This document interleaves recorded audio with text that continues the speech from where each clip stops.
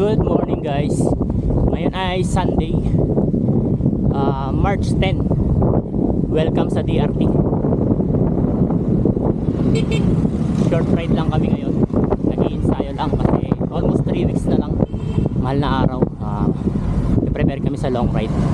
Ang target namin ngayon, Candle Monument o yung Bandila. Hanggang dun lang ang punta namin. Ensayo tapos balik. Update ko kayo mamaya guys. Ito na kami sa Arco ng DRT.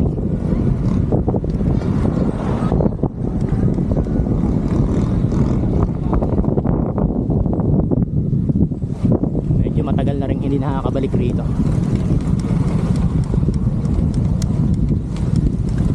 Kasama ko nga pala ngayon, ayan, si Chad. Dalawa lang lagi kami ngayon. Wala masyado nakakasama sa ride. 11:11. Nandito na kami sa may magagandang view ng DRT. Medyo matagal-tagal na rin kami rito hindi nakakapunta eh. Ang dami ng tindahan. Magandang view rito sa kaliwa. Medyo marami nang nagbago. Mas gumanda naman na yung mga kalsada. Saka marami ng pasyalan. Ayun guys, nandito na kami sa Barangay Akle. Barangay Akle. Mamaya hindi na namin to i-reverse. Haba ng mga nilusong namin eh. Mas mahirap to pag ni-reverse. Dito na kami dadaan mamaya sa kabilang side. Medyo mababa lang yung mga ahon. Almost flat. Hindi namin i-reverse para hindi masyadong laspag. Baka mahirapan si Chad eh. Kanan tayo rito. Mamaya dyan kami sa left side pagpauwi. Ayun guys, sa lukuyan namin inaahon yung mga medyo makukunat na ahon dito. Malapit na to sa way na papuntang Candle Monument. Ito yung isa sa pinaka mahirap-hirap na ahon dito pag hindi mo pa kabisado. Wala mo papantayin mo yung pala meron pa ilang itong ahon. Peke eh no. Ayun guys, kakanan ako na rin tayo sa tara dito tayo Candle. Oo dito tayo.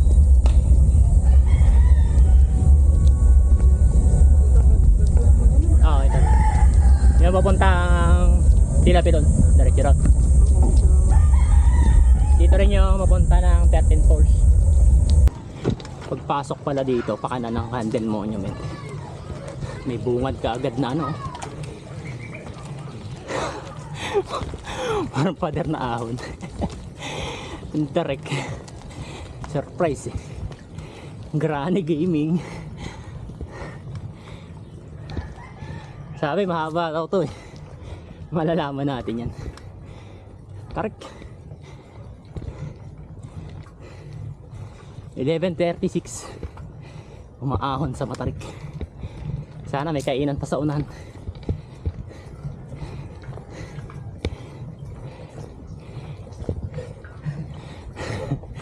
Ano? Pasusukuin ka ba ng Candle Monument? Guys, first time ko rin pumunta rito sa Candle Monument. Matindi rin pala ng mga ahon dito. Ayun, 2.6 kilometers na lang. Pero palagay ko ang dami pang ahon. Buti lumilim. Mag-aalas 12 na eh. Hanap na lang din kami ng kainan. Tara ko.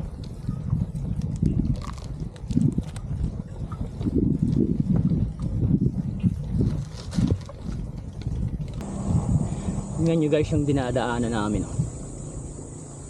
Maganda rin pala rito. Ganda, ang daming mahogany. Pero ahon. Pero ganda ng lugar. Sobrang dami ng mahogany. Malilim. Lapit na yan. Konti na lang. Ayun guys oh. Meron pa rito Mojacos Hill viewing deck and campsite. 1.4 pa sa Candle Monument. May matarik na ahon dito. Napatukod ng konti si Chad eh. Abante pa kami. 1.4 na lang.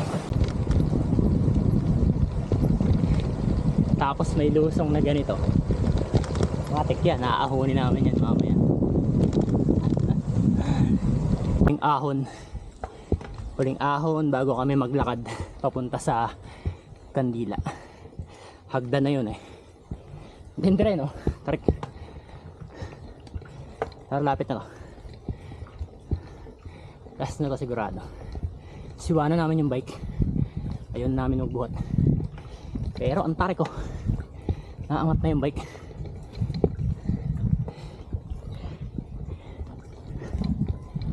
Tarik niya.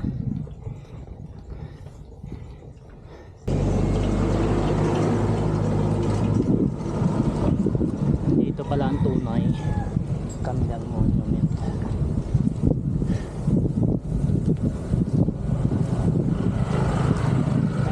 Kainan.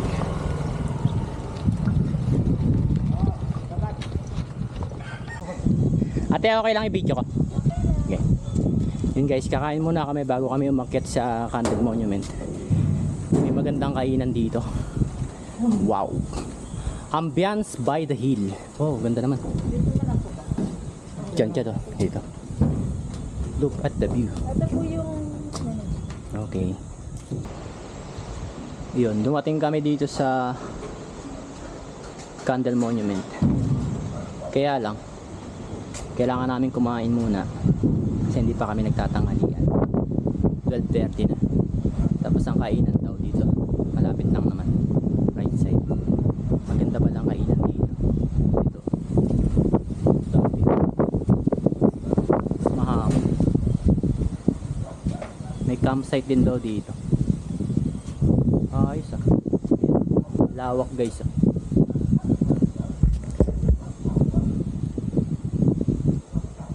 Maganda rin siguro rito pag gabi.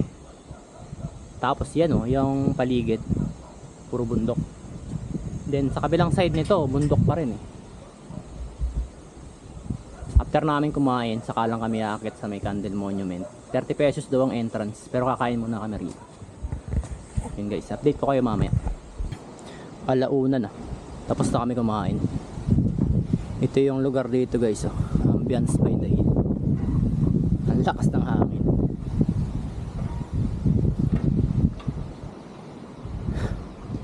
Maganda siguro dito ano, pag may mga okasyon, mga birthday, kasal. Maganda yung lugar eh.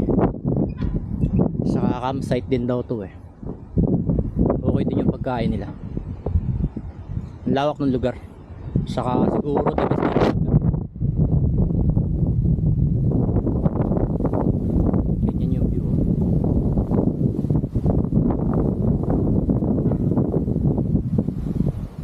Lakas ng hangin ngayon. Nilipad yung salamin ko eh.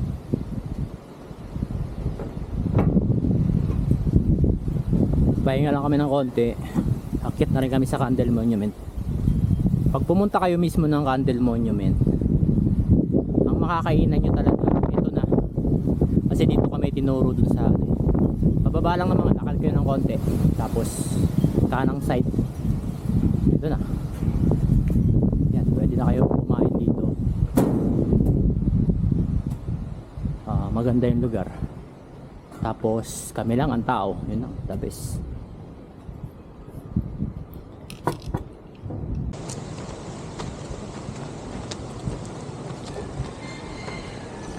Saka para ma-enjoy din natin yung paglakad-lakad. Guys, aakyat na kami sa Candel Monument. Iniwan na lang namin yung bike. Wala namang bayad yung parking. Pero may entrance fee na 30 pesos. Ganda rin. Mga 15 minutes lang daw ito nalakad eh. Pero depende rin siguro kung sino yung aakyat. Medyo busog pa kami. Dami ko naman kanin. Dami ng kanin dun.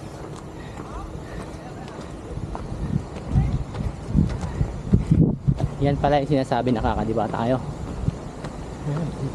Yung simentado yung hagdan. Pwede rin naman dalhin yung bike sa taas. Ayaw mo tayo mababa. Kaya lang kasi Obvious na. busog pa kami tapos ang hirap naman magtutulak pa. Kasi may daanan pa dyan. Alam ko trail yan eh. Yung pinaglalaroan yan eh.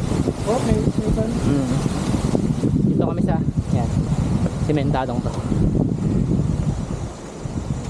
Pero ano nga oh. Pwede nga padaanan yung bike ah.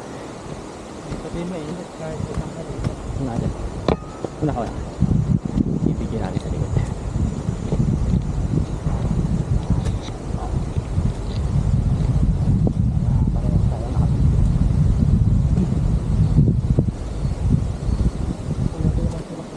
Yeah. Hingal din din.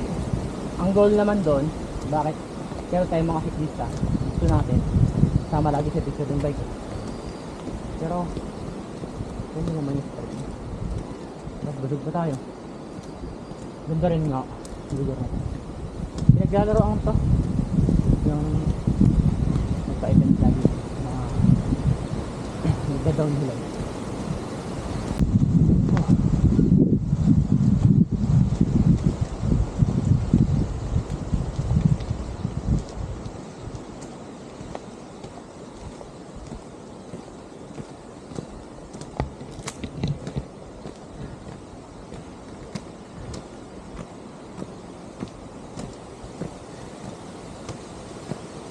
Mas maganda rin yung ganito, hindi crowded. Talagang may enjoy mo yung Ay, pa tayo yung lugar. sa tubig na. Karami kami yan. sa summer na eh. Mga taga Maynila. Saka ano, tanghali na rin. Ano yan? Alanganin oras din eh. Siguro kanina umaga. Pero hindi naman din siguro talaga sobrang dami nang napunta rito. Pero yung lugar maganda. Taas! Hindi naman pala ganun kahirap yung ano. Kala ko talagang hagdan na. Ay siguro yung last part no, hagdan. Pero ayun oh. Enter nga dito. Kaya pala sabi nila kuya, pwede naman daw dalahin yung bike. Kasi ito naman oh, simentado na. Pwedeng nga. Ganda rin. Ito naman ang advantage niya. Improve na siya. Ay, hanggang. Oo. Ito pinakang last part niya. Improve na tong lugar na to. Hangin. Pasiningan ako. Duyan, di tayo nagdala ng duyan. Pero hindi na rin kasi dami may enjoy kahit magduyan tayo eh, no? Kasi, ano na eh, magmamadali na tayo pa uwi. Mubukan na lang kung saan dyan. Yun yung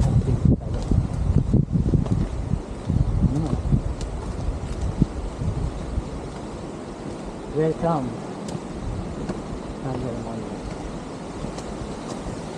Ini-improve na talaga. Akalain mo ba na mayroong gantong simentado maayos na pasyalan dito? So, ito.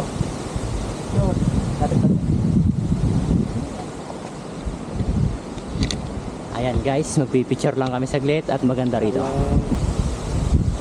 Okay na guys, diretso na natin ang akyat.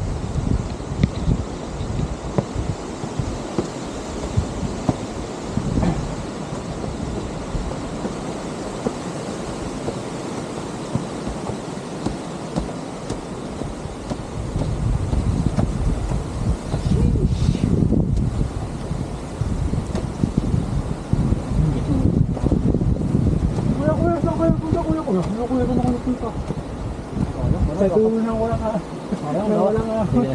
sayang pala, dapat sumama na ako. Ako. Para sa mga naghihingal. Saan pa? Taas pa.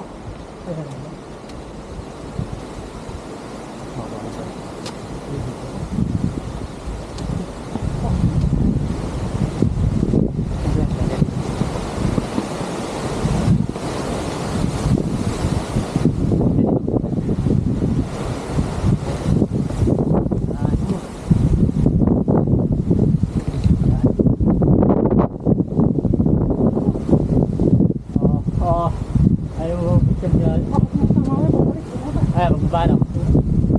Guys, oh. Dito, oh. Kita niyo ba yan?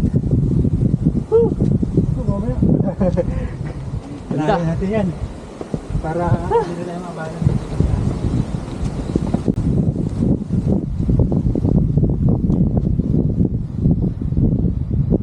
142. Welcome guys sa Candle Monument. First time ko rito. Ganda pala rito. Kala ko basta monument lang. Iba pala yung view rito. Ito yung kanyang history.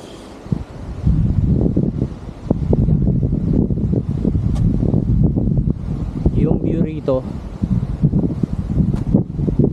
360 rin paikot, tapos maraming puno. Ganda. Gulat din kami na yung view niya pala sobrang ganda rin. Paikot nitong mismo Candle Monument. Lahat ng paligid namin yan, puro bundok.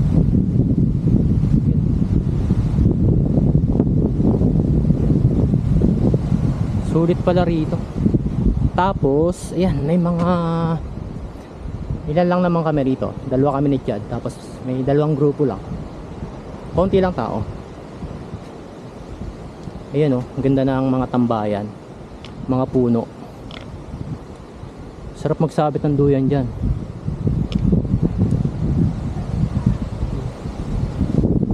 Tapos, sobrang hangin ngayon.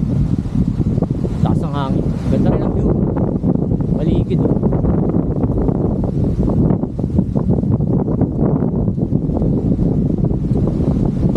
Paikot nitong Candle Monument. Lahat maganda yung view. Tapos malamig.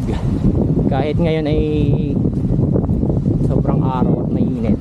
Sobrang hangin naman yan. Yan yung mga tanawin, oh. Bundok. Tapos nasa taas din kami ng bundok din na napakarami po. Ganda. Siya, may mga tambayan dito, mga upuan. Ito, laruan ng bisikleta siguro. Baka may trail event dito minsan. Oo nga pala, oh.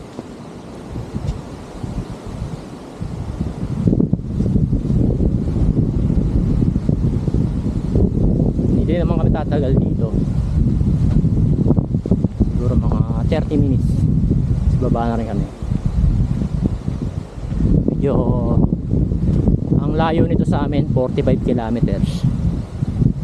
Ang maganda rito, bukod sa maganda yung lugar, may mga makakainan ka na rin sa baba. Sarap tumambay dito. Grabe. Yun.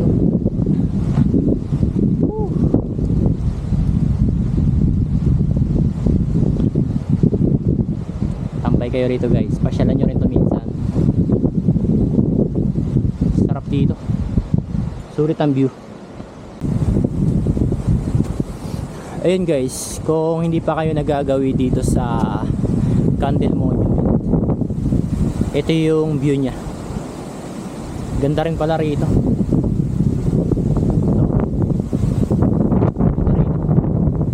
Pakita ko sa inyo.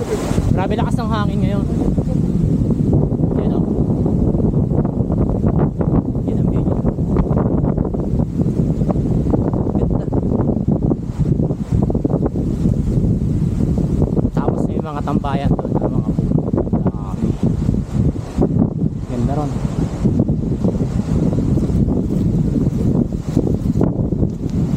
Pero dito talaga maganda mag-picture sa hagdan na to.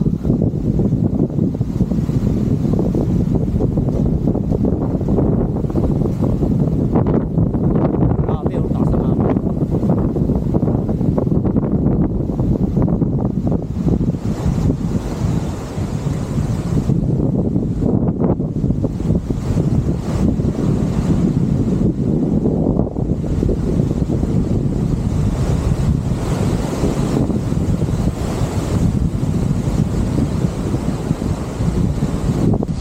Yun guys, oh, enjoy na enjoy kami dito. Ito naman yung side na kabila. Daming puno, tapos may mga tambayan. Enjoy. Sarap ano rito, duyan. Next time babalikan namin to siguro. Kailangan may duyan na dala. Ganda tumambay dito.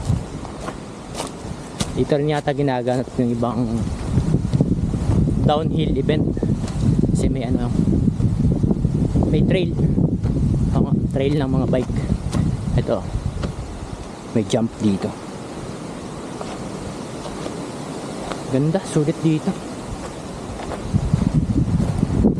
Sabi ko, maiksi lang ang vlog ko eh, pero ganda rito. Yan. Sarap tumambay. Konting oras na lang kami rito. Uwi na rin kami maya-mayang konti. Yun guys, uwi na kami. Sobrang sulit naman dito sa Candle Monument. Try nyo na rin. Ganda rito. Sulit. Medyo malayo-layo pa kasi kami. Kaya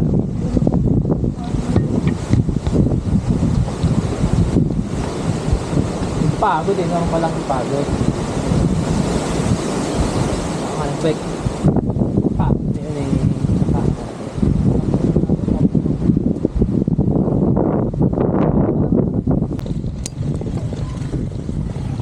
Yun guys, pauwi na kami. Last 2:43. Marami naman na lusong dito. Itong ahon na lang na to, isa na lang. Tapos iiwas na ako sa ahon mamaya. Doon kami dadaan sa ibang daan, hindi yung dinaanan namin kanina.